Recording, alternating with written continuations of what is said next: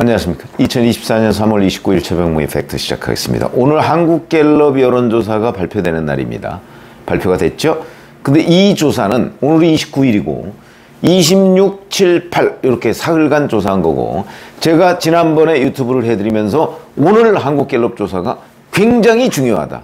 왜냐면 지금 이 조사가 결국은 총선 결과와 유사할 가능성이 대단히 높기 때문이다. 제 경험상 이런 말씀을 드린 적이 있는데 이번엔 예외가 될 것 같습니다. 왜? 오늘 이종섭 주 호주 대사가 사퇴 표명을 했거든요. 그러니까 이 또한 중요한 변수가 됩니다.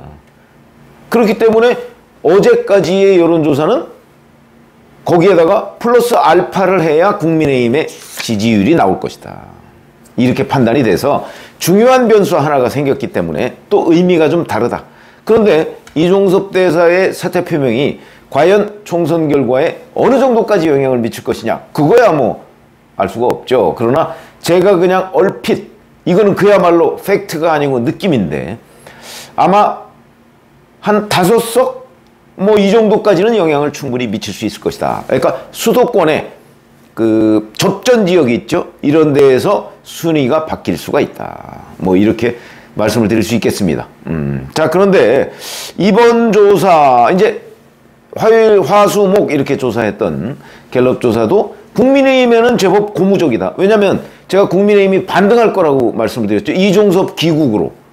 그런데 귀국 후에 반등의 속도가 상당히 늦어지고 있기 때문에 이제 국민의힘에서 굉장히 고민을 많이 했었는데, 그 어느 정도의 결과가 오늘 나왔다는 거죠. 그거는 윤석열 대통령의 국정운영 지지율 하락세였는데 이 하락세가 멈췄고, 그 다음에 국민의힘 정당 지지율은 반등 조짐을 보였다. 이런 것들이 대단히 중요합니다. 그리고 민주당은 조국 혁신당이 잠식을 하니까 민주당의 지지율이 크게 떨어졌다.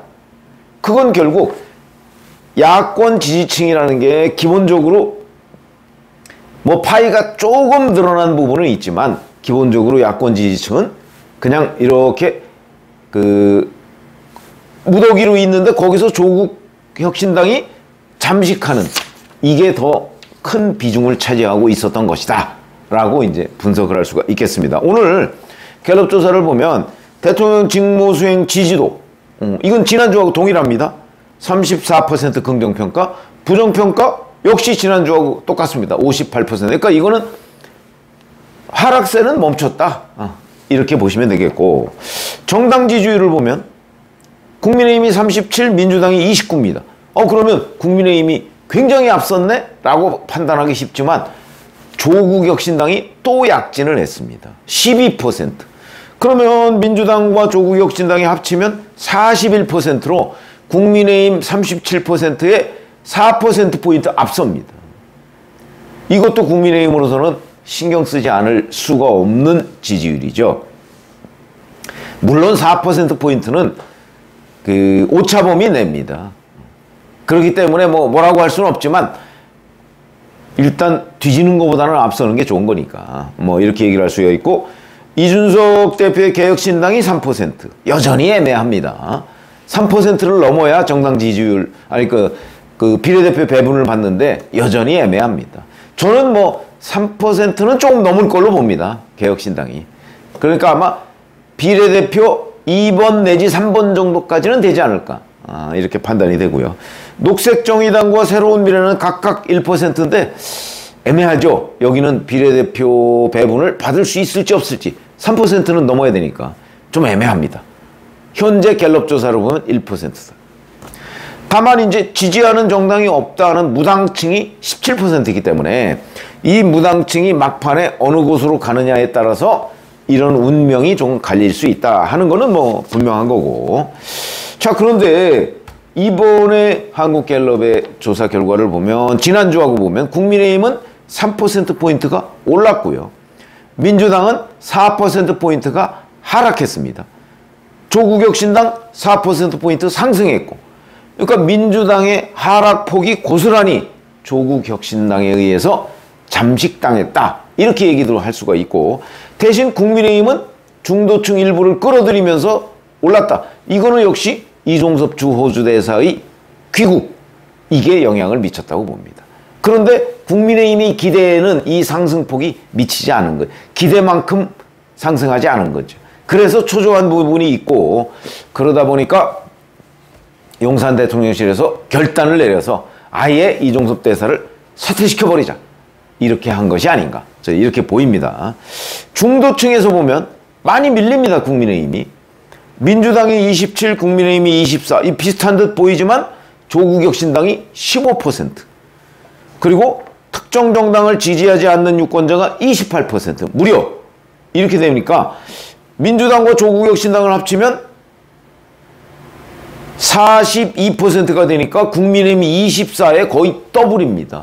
그러면 중도층에서 국민의힘이 더 많은 노력을 하지 않으면 어렵겠다 하는 얘기가 되는데, 그거는 이제 오늘 이종섭 대사의 사퇴로 중도층의 표심을 좀 자극할 가능성은 여전히 남아있죠. 이런 거고. 근데 제가 오늘 말씀드리려고 하는 내용은 그런 전체적인 그 여론조사의 흐름을 얘기하는 것이 아니고 충청권을 얘기하려고 합니다.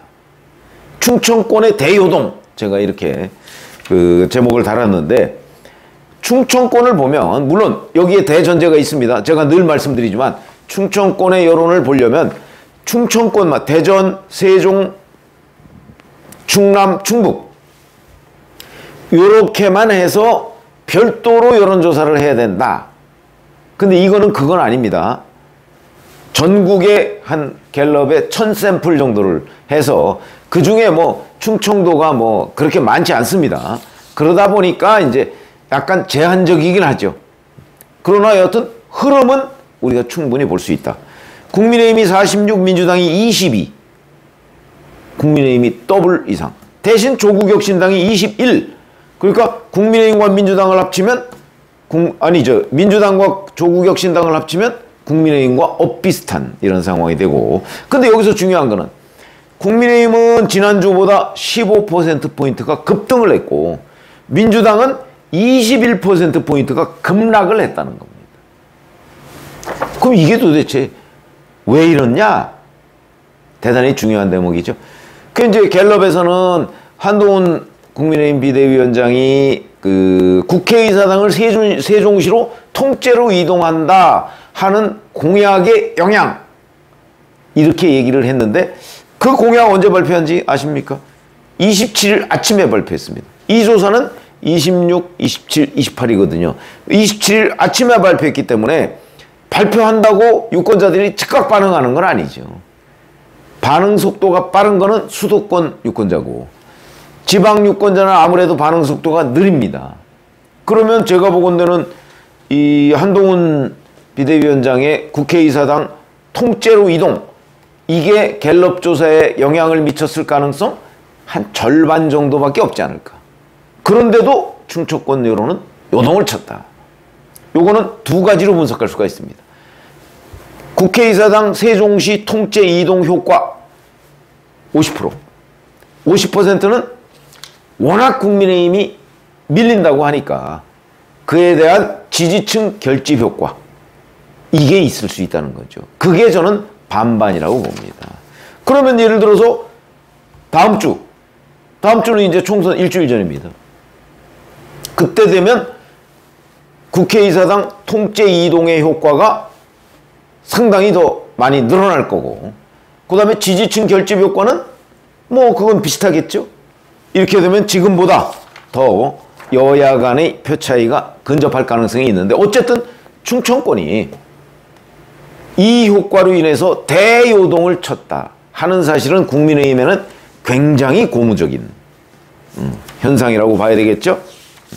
그러면 충청권의 이제 지금 3월 넷째 주인데 지난주 거하고 비교해서 국민의힘이 뭐 15% 급등했다고 했죠. 그럼 3월 둘째 주에는 어땠냐? 이때로 거의 회복을 한 겁니다. 이때 민주당이 24, 국민의힘이 48. 더블입니다, 더블. 거의 이때로 국민의힘이 지금 회복됐다. 근데 다음 주에는 충청권에서 더 회복될 가능성이 있다. 왜냐면 세종시로 국회의사당 통째로 이동, 이게 지난 27일 아침이기 때문에 이게 이번 갤럽 조사에는 fully, 그러니까 완벽하게 반영되지 않았을 것으로 보인다는 관점에서 본다면 충청권은 더 그 국민의힘 지지율 상승의 요인이 있다 이렇게 보셔야 될 거고요. 두 가지라고 그랬죠. 국회의사당 이전과 막판 지지층 결집, 이 두 가지 효과. 거기에다가 이제 오늘 이제 이종섭 주 호주대사가 사퇴를 했기 때문에 이거는 이종섭 호주대사의 문제를 매듭짓는 효과를 가져옵니다. 사퇴 그 이상은 없는 거 아닙니까? 물론 야당에서는 또 자, 이 부분에 관한 윤석열 대통령 책임론을 들고 나올 겁니다. 그러나 중도층이나 이런 사람 입장에서 보면 이종섭 주 호주대사의 문제를 일으킨 사람은 윤석열 대통령이지만 이종섭 대사를 임명해서 출국시키고 뭐 하는 그런 일련의 과정, 그런 것들의 악영향, 이런 것들은 이제 상당 부분 이종섭 대사 사퇴로 저는 희석이 된다고 봅니다. 물타기가 되는 거죠. 이렇게 되면 이종섭 대사의 임명이 없었던 때로 100% 회복되지는 않겠지만 적어도 80% 정도는 회복이 될 것이다. 그러면 이제 지금 국민의힘 지지층의 결집과 이종섭 귀국, 오늘 사퇴 뭐 이런 걸로 인해서 저는 상당 부분 국민의힘 지지율의 회복 속도가 빨라질 것이다 이렇게 봅니다. 물론 빨라지는 게 민주당을 압도할 것이냐 이건 모르지만 충청권에서는 민주당을 넘어설 것으로 보인다. 이 말씀을 드리려고 하는 거죠. 충청권에서 국민의힘 지지율이 요동을 쳤다. 갤럽 조사만 가지고서도. 근데 지금 그렇지 않아도 제가 중앙선관위 여론조사 그 신고한 거를 쭉 봤더니 충청도만 조사한 거는 없더라고요. 그러니까 충청도 조사를 충청도의 민심을 명확하게 우리가 판단할 수는 없지만 갤럽의 전체적인 흐름을 보면 아, 충청권에서 국민의힘의 지지율 회복이 빠른 속도로 이어지고 있고 그 다음에 다음 주쯤 총선 일주일 전쯤에는 그게 더 가속화될 가능성이 있다는 것은 국민의힘 후보들로서는 대단히 공적인 현상이다. 그래서 뭐 여기에다가 또 이제 앞으로 사실 무슨 변수가 있을지 지금 저희가 정확하게 예측하기는 어렵지만 여권은 또 여권 나름대로 그 뭐 후속 조치 같은 걸 취하지 않겠습니까? 그렇게 되면 그 승부처라는 충청권에서 그 이종섭 대사 문제, 황상무 수석 문제로 많이 지지율이 빠졌는데 그 부분은 바닥을 치고 그 다음에 이번 주말이라는 게 뭐 내일 모레 사이 아닙니까? 거기에서는 상당한 정도의 반등이 예상된다. 이런 말씀을 드립니다. 고맙습니다.